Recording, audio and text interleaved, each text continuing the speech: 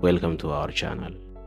Baga gara channel keenya dhuftanii kutaa irraa kanaan immoo waa'ee grammarii barachuudhaaf deemna. We started grammar lesson long time ago, and for some reason we were not able to continue this grammar lesson. Sababa adda addaatiif itti fufuu hin dandeenye kutaa tokkoffaa ilaallee achumaan dhaabne waa'ee grammariiti. So amma kutaadhaan grammaris wantoota biraas kan afaan haasa'uudhaaf nu gargaaran kutaadhaan ilaalaa deemna. Kutaa irraa kanaan immoo part 2 ilaallaa jechuudha. Kutaa duraa keessatti wanta ilaalle isin yaadachiisuudhaaf grammariin akka waliigalatti part of speech kan jedhamu qaba. So part of speech kan jennuun kuni wantoota 8 jalaa qaba. Kan tokkoon ilaallu ta'a. Inni jalqaba nouns jedha. Noun itti aanee pronouns jedha. Adjectives, verbs, adverbs, prepositions, conjunctions, articles jedha. Wantoota 8 kana of keessaa qaba jechuudha. Namni tokko dura grammar maal akka ta'e qaama isaa bu'ee ilaaluudhaaf wantoota 8 kana sirriitti beekuu qaba jechuudha. So part of speech kana jalatti nouns kan jedhu ilaallee turre waa'ee maqootaa jechuudha. Maqoonni maal akka ta'an qoqqoodame isaanii ilaallee turre. So asirratti amma isin yaadachiisuudhaaf isin viidiyoo guutuu isaa ilaaluudhaaf viidiyoo seentanii ilaaluu dandeessanii. Maqaan isaa akka as gubbatti mul'atu kana yookiin immoo paartii grammar 1 kan jedhu seentanii ilaaltanii jechuudha. Bal'ina isaati. Asirratti type of nouns jennee ilaallee turre jechuudha kutaa grammar part 1 kan jedhu keessatti. Isas isin yaadachiisuudhaaf maal jedha tokkoffaarratti nouniin kunu isa common nouns jedhamtu jira. Akkasuma proper noun kan jedhamu jira. Abstract noun, concrete noun, countable noun, non-countable noun, collective noun, compound noun jedhanii bakka 8tti ramadamu jechuudha isaan kunis. Nuti immoo akka kutaa jalqabaa keessatti ilaalletti waa'ee common noun kan jedhu irratti xiyyeeffannee turre. Bal'inaanis ilaallee turre. Fakkeenyaa fi gaafii wajjin ilaallee turre jechuudha kutaa grammar tokkoffaa keessatti. So har'a isin yaadachiisumaaf jecha common noun maal akka ta'e highlight isaa yookiin xiqquma irraa tuyne san booda gara proper nounidhaa dhufnaa jechuudha. So common noun jechuun maal jechuudha yoo jettan, common nouns are words used to name general items jedha. Common noun jechuun words jechuun jechoota maaliif fayyadamnuudha? Wantoota general items, wantoota waliigalaa mi'oota yookiin immoo qoodaa wantoota adda addaa kan waliigalaatiif fayyadamnuudha jechuudha. Common nouns are everywhere jedha. Bakka hunda jiru common noun kan jennuun kuni. And you use them all the time jedha. Yeroo hundaa itti fayyadamna jechuudha. Osoo beeknus ta'e osoo hin beekne itti fayyadamna jechuudha. To mention some of the examples jedha. Fakkeenya muraasa ilaaluudhaan maal akka ta'e haa ilaallume. Fakkeenyi inni jalqabaa lamp jedha. Lamp jechuun ampoolii yookiin immoo ifa mana keessatti ibsannu jechuudha. Akkamitti general ta'e kuni ampoolii jechuun maqaa ampoolii tokko qofaaf kan osoo hin taane maqaa ampoolii waliigalaa qabdu. Yoo wanta akka ampoolii kana bituudhaaf ifaa kana bituudhaaf yeroo deemtu ampoolii jetteen bittu tan barbaadda siin jedhu guddootti jira, xiqqootti jira, maqaa adda addaa qaba, dheeraa jira, gabaabaa jira. So dheerinaa fi guddina saayizii isarra hundaa'uudhaan maqaa adda addaa qabaata jechuudha. Maqaa waliigalaa isaa maali? Laampiidha. Akkasuma fakkeenya itti aanu chair jedha. Chair jechuun kursii yookiin immoo teessoo jechuudha. Teessoonis maqaa waliigalaati. Maaliif jennaan teessoo adda addaatu jira. Teessoo kana sani jedhame ifan taane waan ta'eef maqaa waliigalaa ta'a jechuudha. Asirrattis couch jedha. Couchiin immoo soofaadha. Couches ni jenna. Couches ni jenna, sofas ni jenna. Sofaan sofaadha wanta irra ta'an kan sponjii qabaatu sana. So asirratti yeroo couch jennu couchiin maqaa waliigalaati.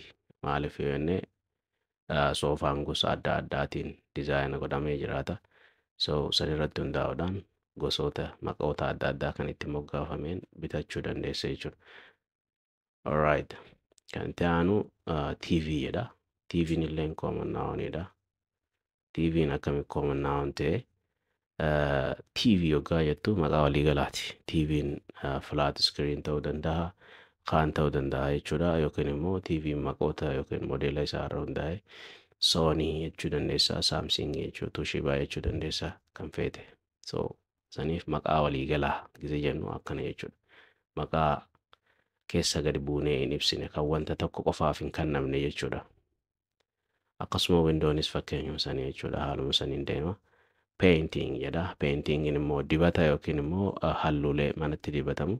So kunis akkuma beektan kalara blue ta'uu danda'a, white ta'uu danda'a, kalara adda addaatirra hundaa'uudhaan gosa gosa qabaata jechuudha. So halluu yeroo jennu halluun hedduudha. So saniif common noun keessatti galaa jechuudha. Common nouns are everywhere jenne. Common noun bakka hunda jiraata. And you use them all the time even if you don't realize it jedha. Yoo hubachuu baannellee osoo hin beekne itti fayyadamna bakka hunda waan jiruuf iddoo deemnu mara common noun ka ta'e ni jiraata jechuudha. So wherever you go you will find at least one common noun jedha. Bakkuma feete deemte yoo xiqqaate common noun tokko osoo hin agarre hin galtu jechuudha. To give you some more examples, asirratti fakkeenya dabalataa isin kennuudhaaf fakkeenyaaf street jedha. Street yeroo jennu karaa jechuudha. Karaan immoo maqaa adda addaatti moggaafama akkuma beektani. So karaan ati irra galtu maali yoo isin jedhan what is your street name isin jedhama. Street akkana akkana. Street Ahmad Zaki, street akkana akkana itti ibsuu dandeessa jechuudha.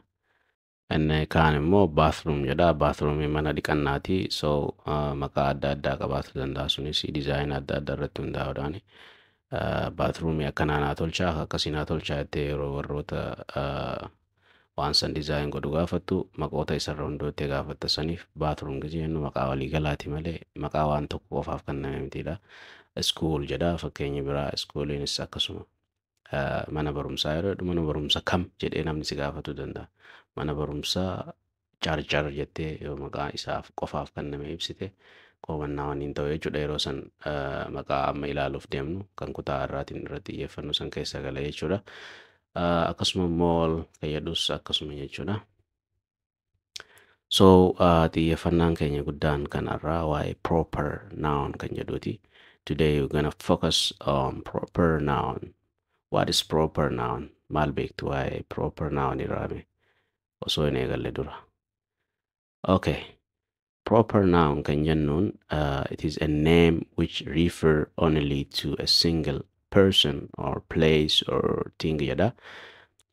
Proper nounin faallaa isa kan reefu saniitiin maali wanta dhuunfaa yookiin wanta takka qofaaf maqaa kennameedha jechuudha. Fakkeenyaaf only to a single person namas taanaan maqaa nama san qofaaf kenname kan namni biraa hin jirre jechuudha. Isa qofaa qabaata maqaan suni kan isaati. Isa qofaaf beekamaani. Waa waliigalaatii miti jechuu generaalii miti asirratti. Yoo iddoo dhufnee waa'ee place jedhu placein iddoodha. Iddoon wanta takkaaf kenname fakkeenyaaf maqaa qabdi. Iddoo sanitti koottu jettee nama tokko yaamuudhaaf iddoon san lafa addunyaa kanarra iddoo san malee maqaa saniin kan yaamamtu hin jirtu jechuudha. Or things wantoota ammas wantootuma maqaan murtaahaan kennameef kan maqaa san wanti san malee hin qabne jechuudha jechuudha. So fakkeenyaa wajji yoo kan ilaalute irra ifataa just to give you more explanation ibsa irratti dabalata isinii kennuudhaaf. In written English, a proper noun always begin with capital letters jedha. Wanti nuti beeknuun ammas waa'ee proper nounii kana inni guddaan waa'ee barreeffama yeroo barraa'u jechuudha. Afaan maaliif written and spoken English jedhama.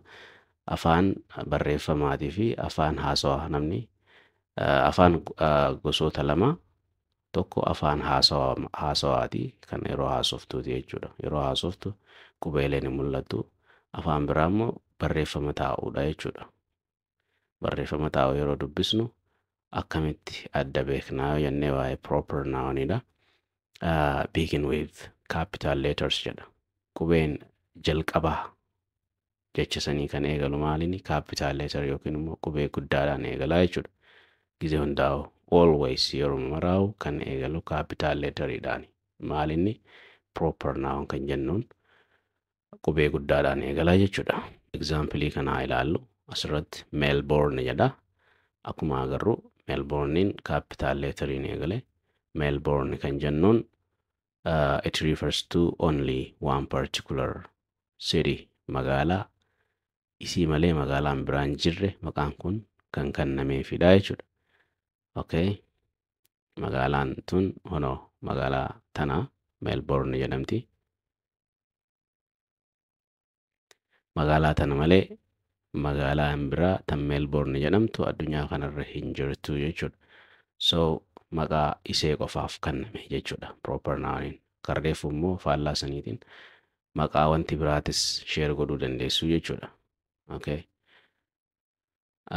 Fakkeenya biraa yoo waa'ee namootaan fakkeenya kan namootaa wajji wal qabsiisnee fakkeenya kan kennu ta'e Muhammad jedha.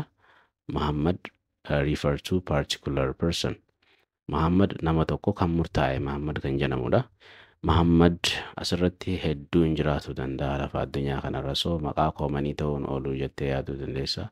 Garuu Muhammad kan jedhamu maqaa abbaa isaatiin, maqaa akaakoo isaatiin, iddoon inni jiraatu, wantoonni adda addaa kan isa qofaaf Muhammad sun kenname ta'a jechuudha. Maaliif jennaan Muhammad tokko biyya Masir irraa ta'e, tokko immoo biyya Itoophiyaa irraa ta'a. Muhammad biyya Masir jiruu fi kan achi jiru maqaan abbaa wal dhabuu danda'a, kan akaakoo wal dhabuu danda'a. So saniif tokko ta'uu hin danda'u jechuudha. Maqaan jalqabaa tokko ta'us. Okay. Fakkeenya inni biraa Australia jedha. Australiyaadha miti yeroo dubbisnu isa kana dogoggoraan namoonni Australia jedha. Australia osoo hin taane Australia jennaani. So there is no other country named Australia. This name is fixed for only one country jedha. Asirratti Australia kan jedhuun kun akka nuti amannutti jechuudha. Biyyi Australia jedhamtu biyyi biraa tokkolleen hin jiru, maqaan kun isee qofaaf kenname. Yeroo akkasii neemiin kun yookiin immoo maqaan kun maal jedhamu beekama? Proper noun jedhama jechuudha. So maqaa wanti san qofaaf kenname yookiin lafaaf haa ta'u, biyyaaf haa ta'u, maqaa wanta murtaa'e tokko qofaaf kenname kan wanti biraa yookiin biyyi biraa yookiin wanti biraa share wajjin hin godhanne maal jedhuudhaan yaamna? Proper noun jennaani jechuudha. Walumaa galatti egaa barumsi keenya isa kana fakkaataa. Kutaalee akkanaa kanaas kan itti fufnu yoo kan barbaachisu ta'e viidiyoo kana share godhaa, like godhaa, namoota biraatiin gahaa isiniin jenna. Koomentii jalattis yaada keessan maal akka fakkaatu nu ibsaa isiniin jenna.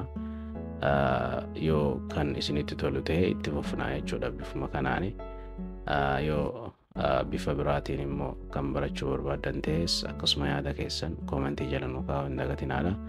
Have a nice day. Guyyaa gaarii isiniif haa ta'u.